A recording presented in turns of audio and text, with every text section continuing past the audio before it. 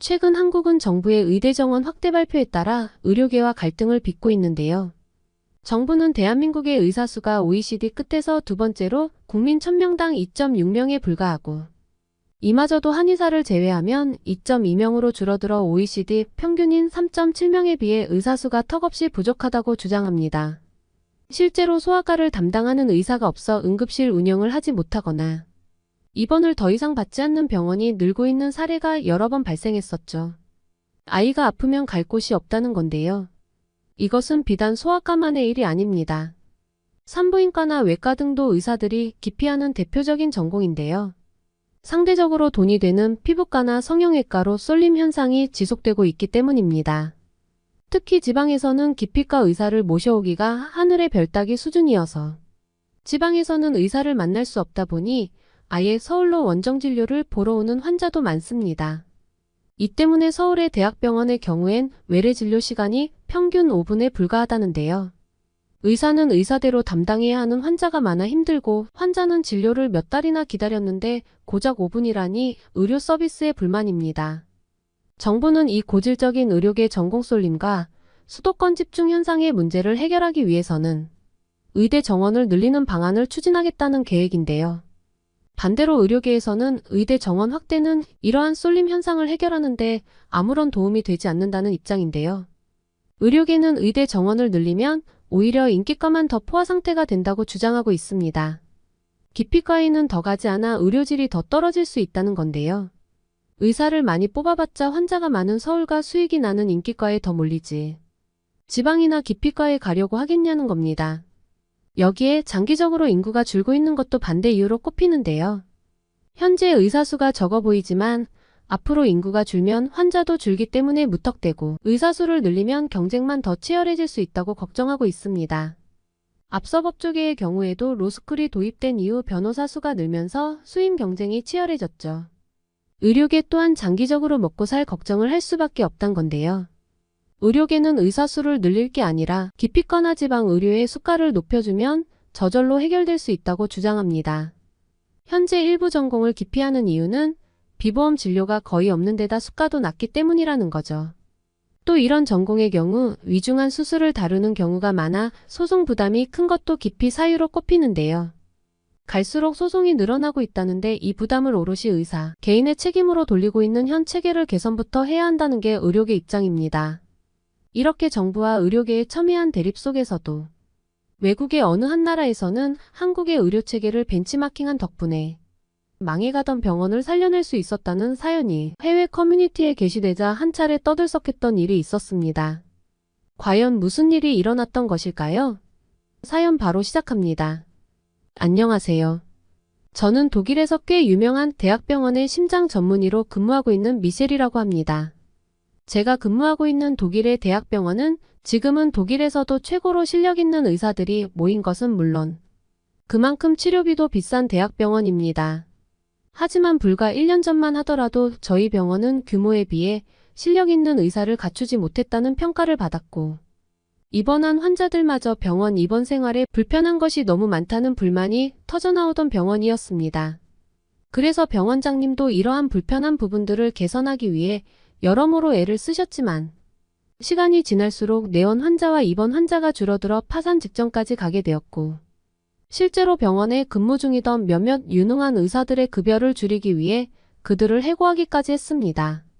하지만 지금 저희 대학병원은 독일에서 제일 실력 있는 대학병원으로 입소문이 나는 것은 물론 환자들에게 제공하는 아주 특이한 시스템으로 인해 하루에도 몇천 명의 환자들이 몰려드는 독일 최고의 의료병원으로 탈바꿈되었는데요.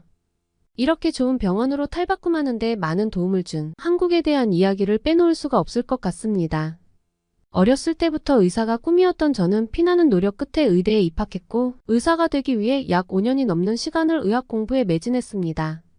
마침내 의과대학을 무사히 졸업할 수 있었고 제가 그토록 바라던 독일에서 꽤 유명한 대학병원에 채용될 수 있었습니다.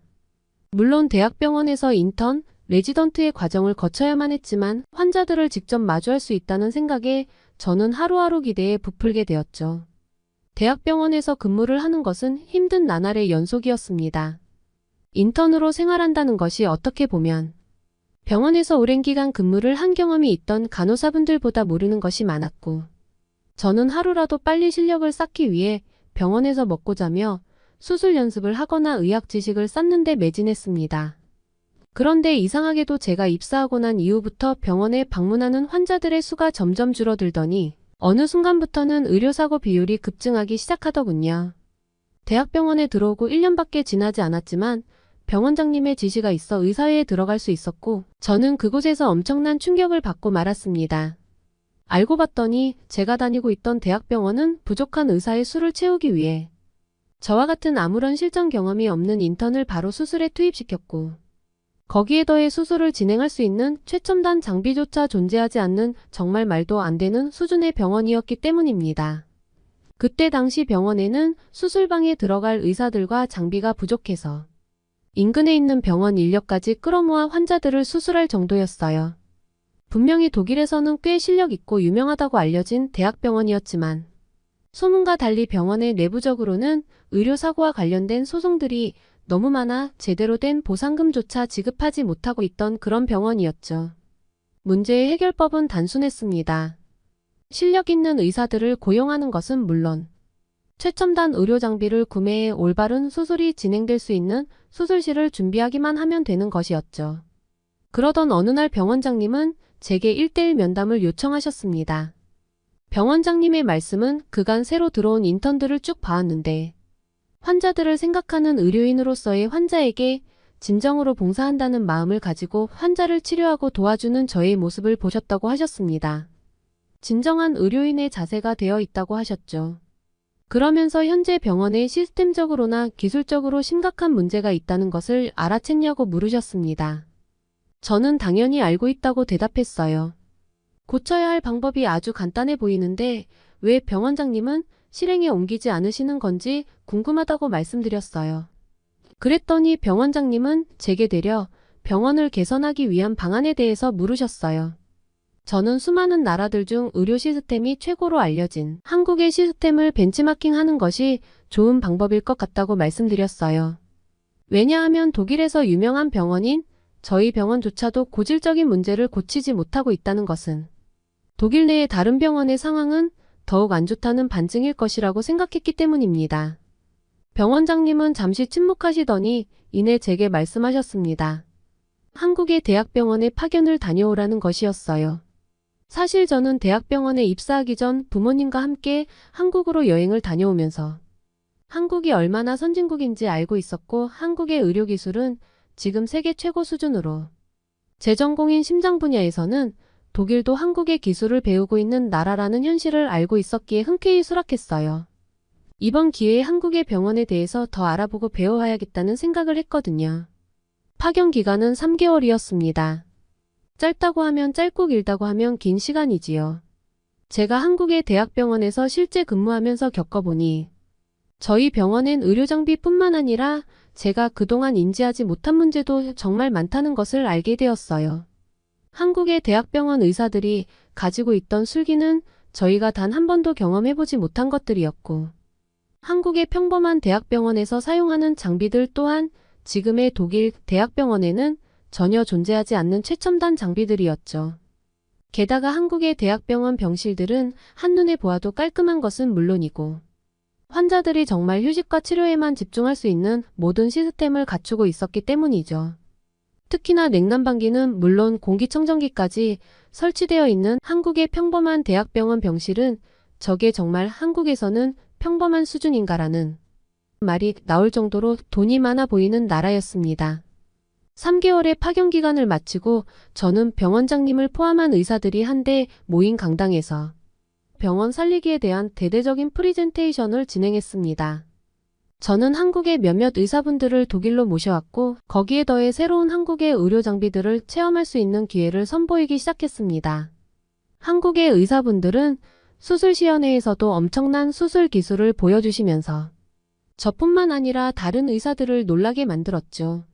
몇몇 선배 의사들은 한국의 의사들이 보여주는 수술의 진행 단계나 기술들을 보시면서 다소 당황한 표정을 짓고 놀라는 듯한 모습이 보일 정도였습니다.